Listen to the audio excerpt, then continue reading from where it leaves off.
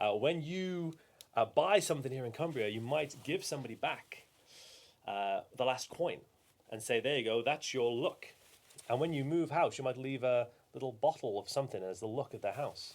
When I bought a van, which had, somebody's stuff in it, the guy selling it cast around, he found a cup, and he said, here you go, this is your look, the look of the van. And so long as this remains intact, the van will stay steady and true on the road. There's a couple of famous looks in this part of the world, one of which is the look of Muncaster Castle. And I'll tell you how they got it. King Henry was a sad and charming man. Maybe you know him from Shakespeare's stories. He was crowned King of England at the age of 8, but was deposed by the age of 40. He came north from London, trying to curry favour among the northern lords. A fugitive in his own land, he bounced from place to place. The few men he had rallied together, drowned in the Devil's Water in the Battle of Hexham. And the former king fled west into Cumberland.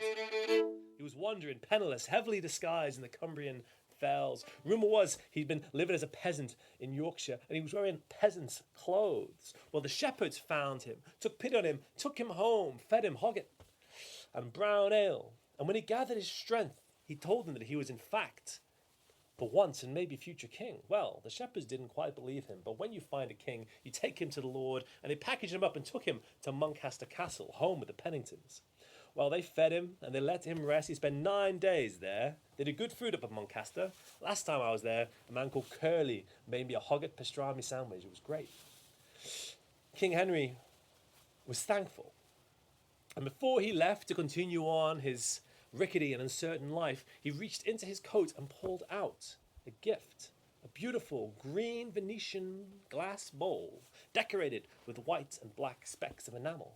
And he gave a blessing. This shall be your look. For as long as this bowl remains unbroken, the Penningtons shall prosper here at Muncaster Castle. And they sure do prosper. Their son Ewan has just taken up the reins of the place. And he keeps that bowl, that glass look, 500 years later in a secret place. And I know where it is. But I also know where Murray the groundskeeper keeps his guns. And he has lots of guns. So I won't be telling you because I fear his rage. But let me tell you, looks continue into the culture.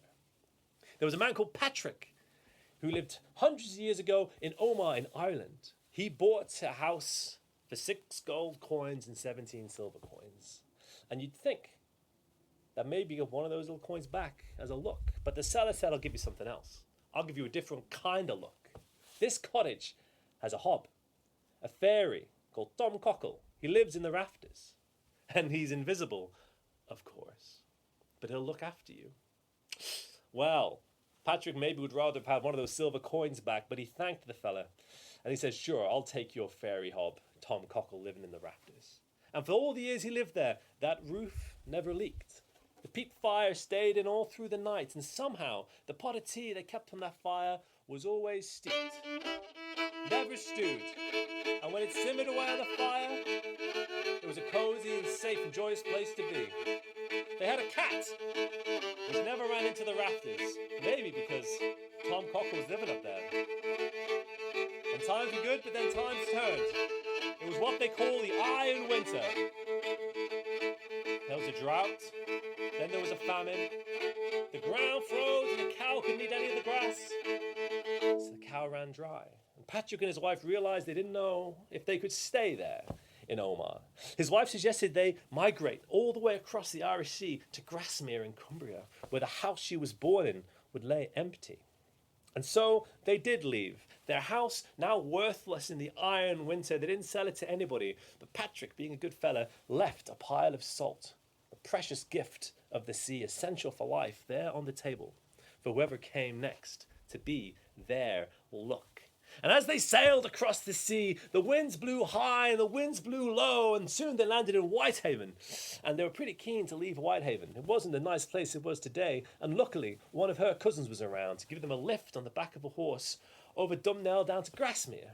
As they headed over that peak, they looked down, and she saw that white cottage she remembered from her youth. A green garden, a peat top roof, a good home perhaps. then she saw something which made her heart fall. Smoke coming from the chimney. Had it been claimed? Had somebody else taken her family home?